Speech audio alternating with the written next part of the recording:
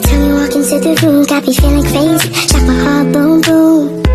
Any other boy would stare, but me I look away, cause you're making me scared. Trying not to breathe, 1, 2, 3.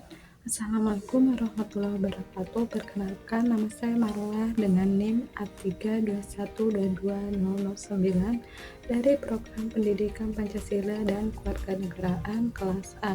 Pada video kali ini saya akan menyampaikan resume materi terkait sistem pemerintahan daerah, yaitu yang pertama, bagaimana keuangan daerah dapat dioptimalkan untuk mendukung pembangunan ekonomi. Sementara yang kita ketahui, keuangan daerah pembangunan ekonomi lokal sementara biasanya diambil alih oleh pemerintah pusat seperti pertambangan dan sebagainya.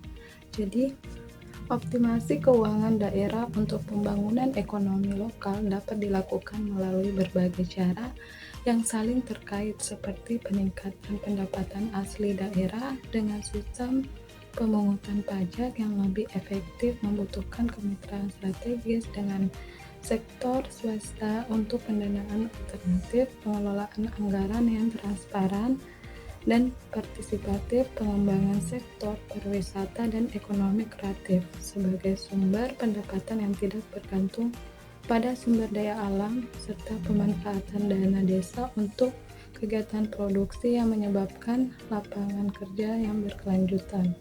Yang kedua, apa dampak positif dari adanya kerjasama antar pemerintah daerah terhadap pembangunan daerah?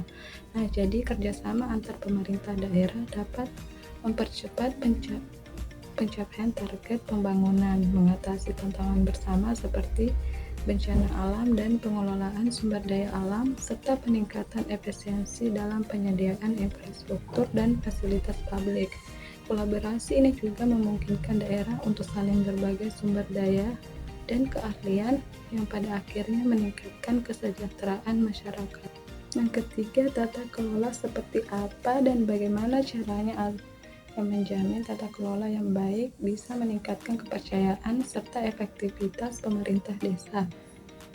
Jadi pemerintah desa itu yang diterapkan prinsip-prinsip governance seperti transparansi, partisipasi masyarakat, dan efisiensi dengan meningkatkan kepercayaan warga. Langkah-langkah seperti pelaporan keuangan yang terbuka, musyawarah desa, dan penggunaan teknologi informasi dalam administrasi desa-desa dapat memperkuat efektivitas pelayanan publik dan mendorong pembangunan yang berkelanjutan.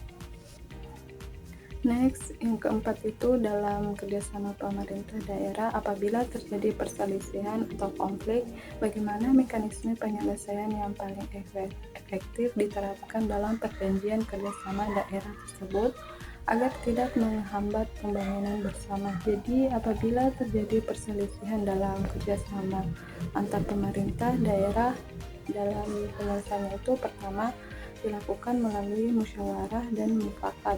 Jika tidak tercapai kesepakatan itu, dapat difasilitasi oleh gubernur atau menteri dalam negeri.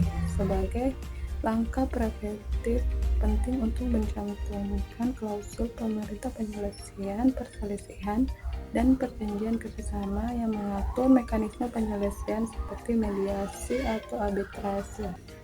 Yang terakhir, apa perbedaan desa dan kelurahan terkait pengelolaan daerah dalam hal pembangunan daerah?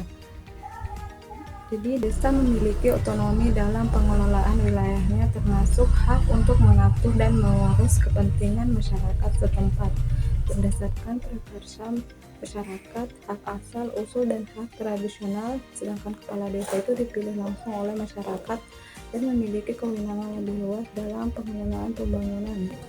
Sebaliknya, kelurahan dipimpin oleh lurah yang merupakan pegawai negeri sipil yang ditunjuk oleh bupati atau wali kota dengan kewenangan yang lebih terbatas dan pengelolaan yang lebih terpusat.